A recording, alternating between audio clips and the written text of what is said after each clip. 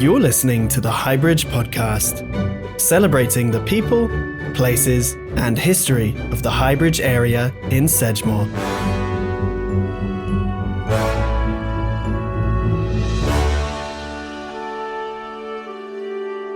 This season is funded by SEED, which is a consortium of community organisations in Sedgemoor, comprising of Bridgwater Senior Citizens Forum, Bridgwater Town Council, Community Council for Somerset Homes in Sedgemoor, Somerset Film and Young Somerset, which is funded and supported by Arts Council England, Creative People and Places, Lottery Funding and the Arts Council. This edition, I spoke to the people that are behind Our Highbridge, and I had the opportunity to chat with Nadja and Ruth. And I started by asking Ruth, how did the project get started?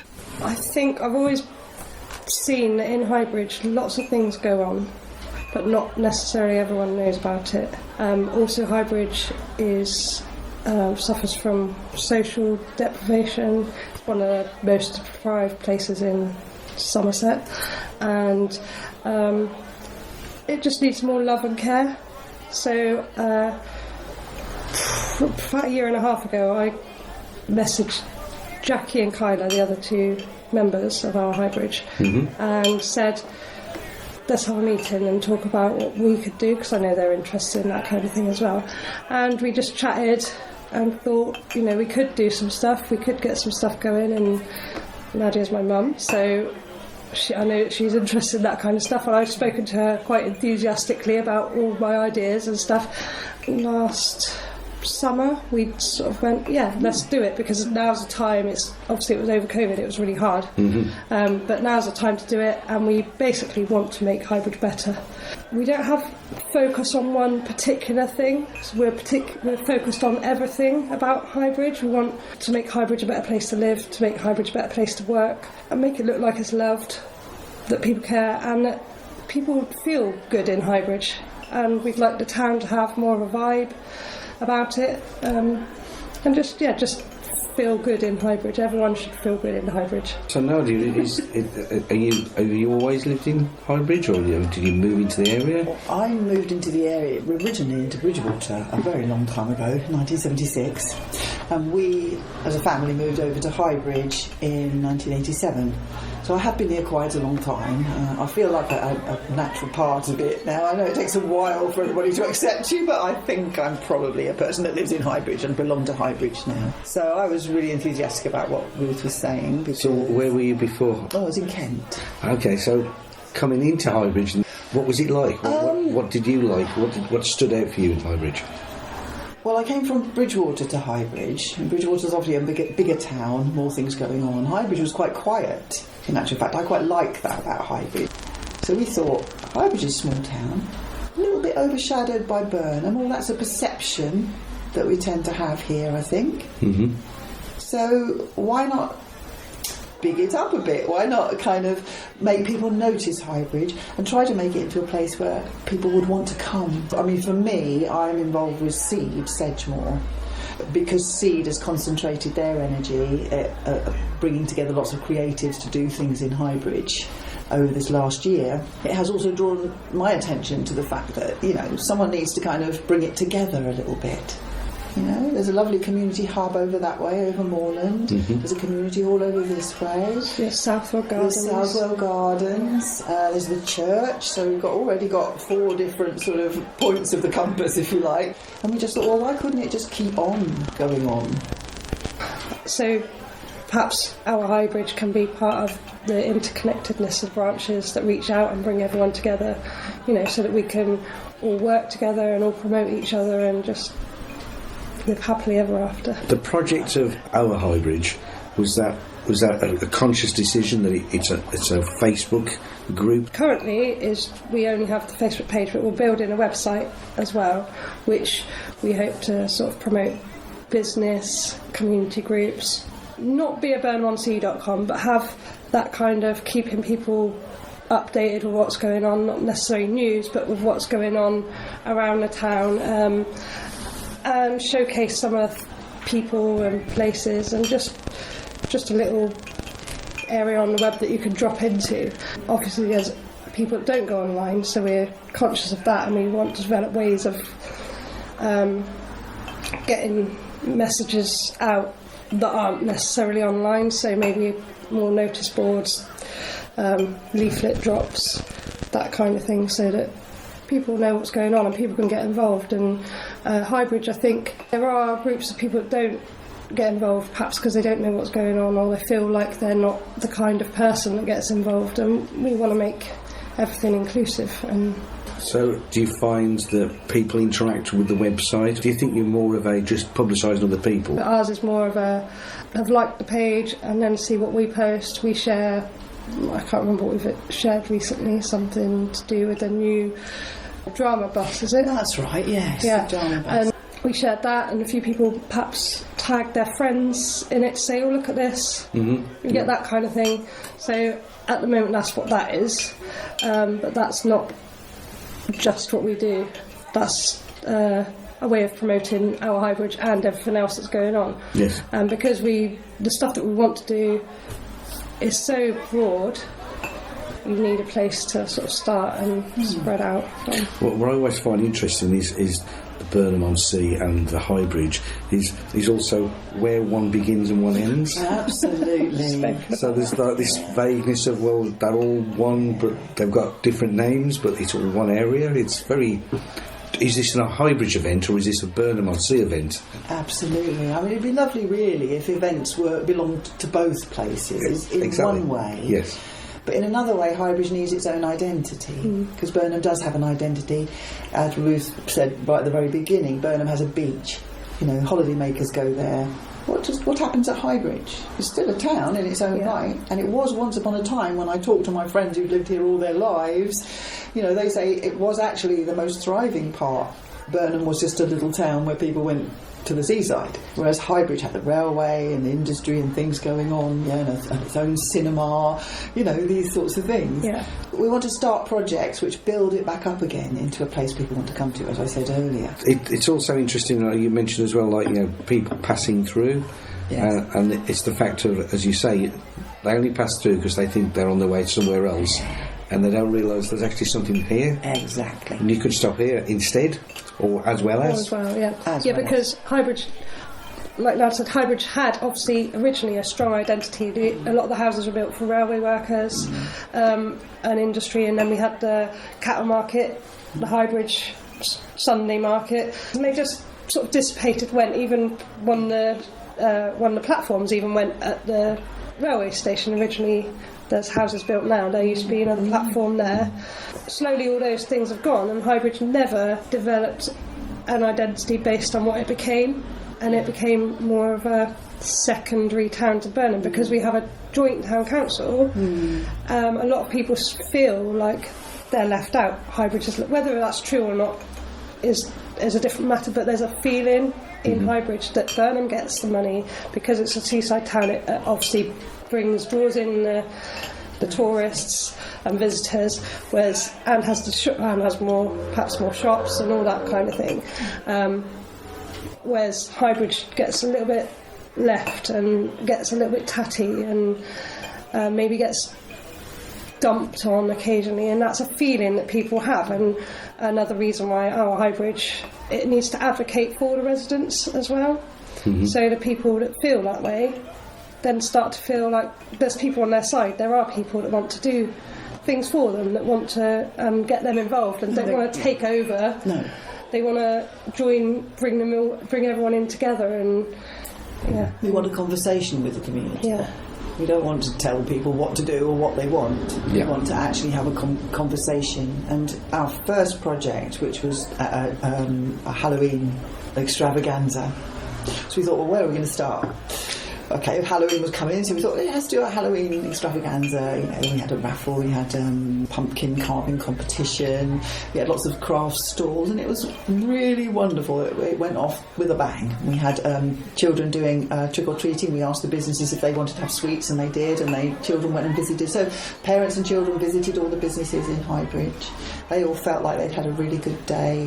It really made everybody feel good, because everyone was sort of involved. Everyone down Market Street, you know, was sort of involved. So that's really where I suppose the centre of Highbridge is. If it has a centre at all, that is where it could be. Yes. And where it is, really, but it just hasn't been really focused to get things moving. Yeah, we want to get all sorts of projects going, and obviously we want to work with the people who live in Highbridge and work in Highbridge and find out what they want. And we want to also work with the relevant authorities to try and instigate some of the bigger things that need doing, some of the love and care that can go back into the way Highbridge looks and the way Highbridge feels, and creating the place and the buzz around the town. It's interesting you talked about like the gardening project, because of things like COVID, it's highlighted sort of just general mental well-being. Absolutely. And everybody has now started to realise that gardening is a great way of to socialise, exchange ideas, and just feel healthy, just being outdoors. Health and well-being is a big thing, but so also is loneliness, and things where you can actually go to a communal place and do a bit of gardening. You might live in a flat, say, over a moorland estate, and not have a garden of your own or be able to garden. You might not be able to garden without a bit of help from somebody else. So that is a really important part of the community garden idea. And there are many of those being set up at this very moment in lots of other places, so it's not an impossible thing to do. There's the will for it. It came up in some of the seed conversations we had as well. It's come up in a lot of conversations across the town, I think, in different groups and stuff. Is it the Baptist? It's the Hope Baptist Church already have dug up part of their garden to provide food for people at the food bank, which is amazing. And those are the people that I'm sort of liaising with now to see to find the people that can take it forward. Obviously we can instigate, we can think about funding, we can do those kinds of things, and maybe get seed involved and get other people involved. Some of the housing associations. Some of the housing associations, obviously land is available that belongs to homes in Sedgemoor, say, for instance. So those things are, important that we make those conversations, but then we want people in the community to be part of that and then to take it on further. So we're like a kind of spark almost, like instigating, like a catalyst. Yeah, and we'll be, hopefully our position is that we would be able to apply for funding that can set things up and can move forwards in the community. And obviously you want to make sure that's what the community wants. Yeah, absolutely. And that you're then advocating for everybody's needs, aren't you then? So were you born and bred here, or did you? I was born in Bridgewater. Okay. And so I've been here since I was 10. Okay, so as a 10-year-old, can you remember anything that stuck out when you first moved into Highbridge from Bridgewater? We were all amazed by Norman's. I don't know if you remember Norman's. There's a supermarket across the road. And when we first went in there, we couldn't find the end of it. No, we thought it stopped, but it actually went round the corner. And and Apex. I think I remember walking to Burnham, and obviously being by the sea. For us living in Bridgewater, you obviously had to drive, but we could then walk to the sea. But also growing up, there wasn't very much to do in Highbridge, and that would have been nice when I was young as well. That there was just something going on. So that's like where the website comes in, because you can pass those messages on as well. But it'd be just equally as nice to step out your door, I'll go for a wander down into the town centre or whatever, and there is some music going on. We have had those things, and we do have, Seed did what was the garden one where they had people in the gardens and in the Coopers or outside of the Coopers, things going on. That was really nice. I didn't necessarily walk around any of them, but I could hear them as I was doing things. And we've had a few things like a concert over the Wreck and stuff like that go on. But it'd be nice if those things were happening just regularly, or a bit more of that kind of thing where people feel like they can step out and things are happening. Because Highbridge is stuck, it doesn't have, like I said, it doesn't seem to have its identity anymore. Some of the stuff around is traditional, and then you've got some newer flats and stuff like that, but it does seem to lack colour. Perhaps in what's the film called? My brain's gone now. Are you thinking of Wizard of Oz? Wizard of Oz, I was thinking of, Oh, well done. But it's like a lifting up effect, isn't it? So you start off, everything's black and white, and it feels like that. Well, we walk down Market Street, or even down Church Street, and some of it looks loved, some looks unloved, and perhaps subjecting a bit more art and creativity onto some of the walls or something, even in Highbridge, is a way to make people feel like they're in a place that's cared for and loved. From your perceptions and from the work you've done so far, is it a broad mix of ages that are quite sort of proactive in wanting to try things? We sent out a survey on our Facebook page. The main people who interacted with that was people over the age of 30, I think. There were some younger people, but then in the same instance, you've got a lot of children have joined the Highbridge Youth and Arts Theatre. But yeah, a lot of children have obviously joined those kind of things.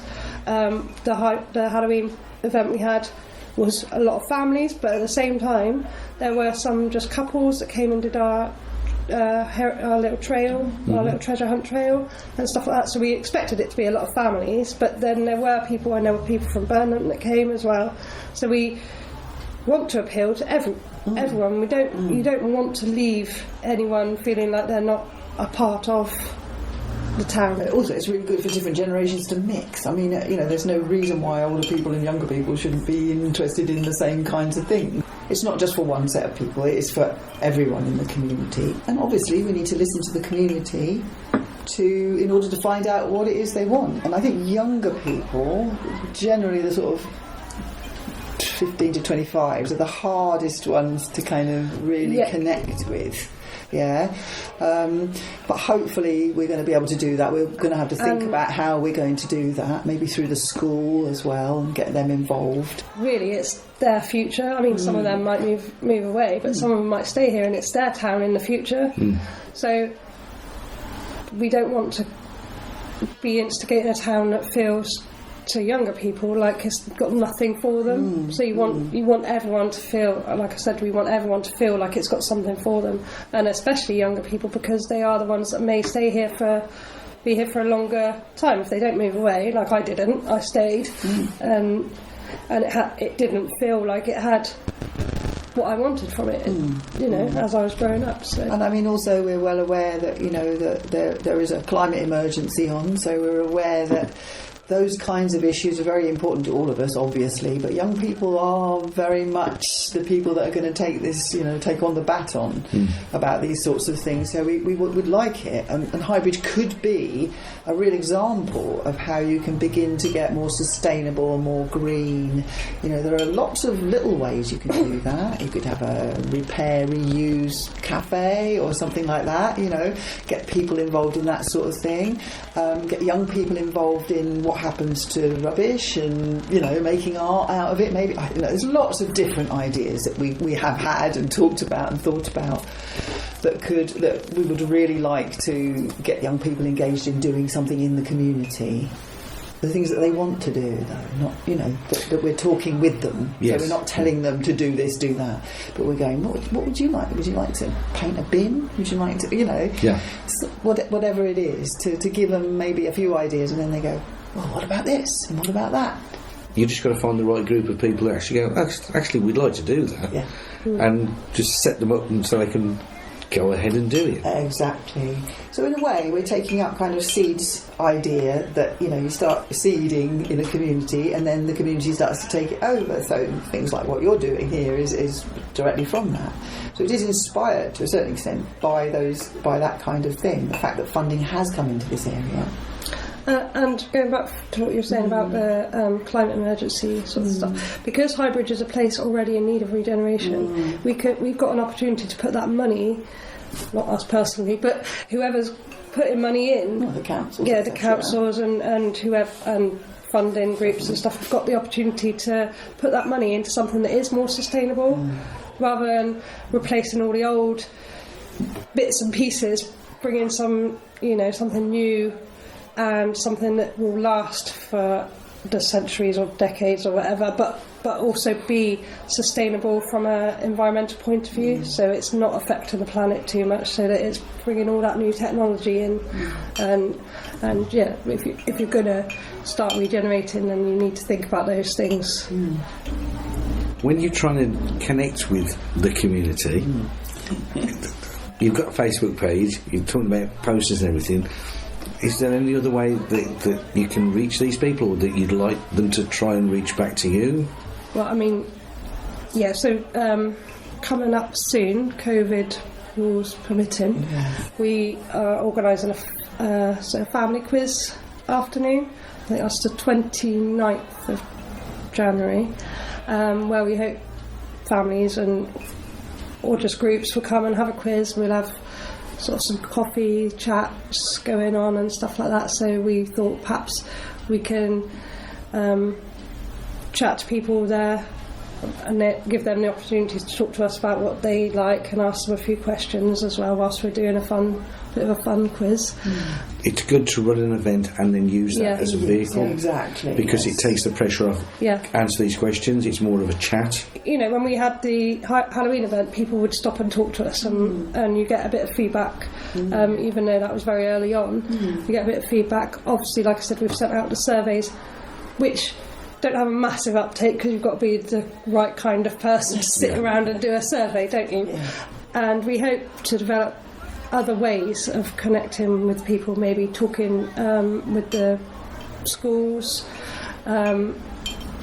We've had a couple of ideas about creative projects that we could involve some of the younger, like the children and stuff like that, designing things for Highbridge. And also, I think, and this is happening in other places in the UK maybe, it would be really good to have a kind of regular community sort of, I'm going to use the word forum, I don't really like that word very much, but a place where a community or people in the community can come and chat about the ideas that they've got. So we can be a sort of collecting agency as well, if you see what I mean. We can sort of go, let's do this. This month we're having one of our community get-togethers, whatever we would call it, come along and we can chat about what you like. Because we're aware that the Jubilee's coming soon, and in previous years that people tried to do things but there's no cohesion between all the groups, so we thought perhaps we could invite groups along, talk about what everyone's doing, try and get everyone to promote everyone else, and try and have some kind of nice cohesive Jubilee weekend where not everything's happening at the same time. Yeah, because that would be really annoying, because we want everyone to go to everything, and then there might be perhaps a timetable where the people that are going to these things know what's going on.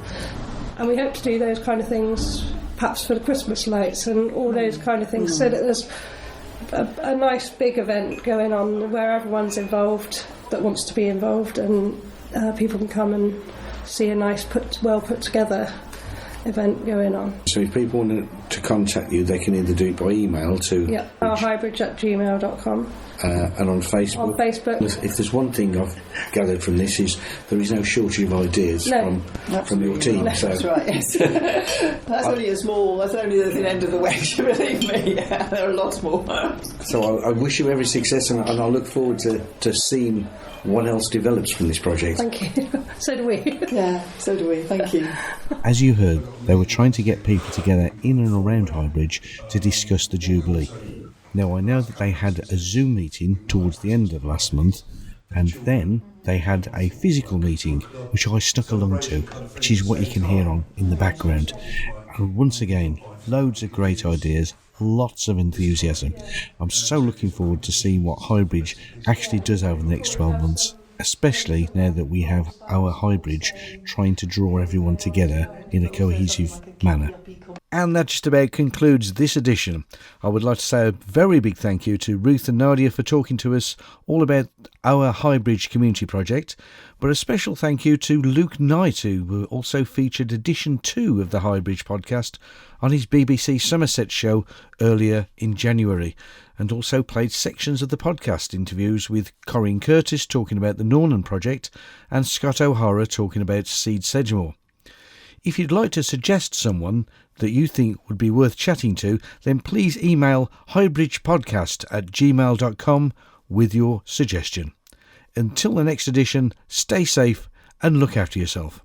The Highbridge Podcast, available on many popular podcast directories, distributed as the Highbridge Podcast on Apple iTunes, Spotify, Podcast Google, Amazon Music and TuneIn.com. It can also be found at sedgemoremedia.com and is hosted and found at hybridgepodcast.transistor.fm. Also available on your smart speakers. Just say the wake word to the speaker and say clearly, play the Highbridge Podcast.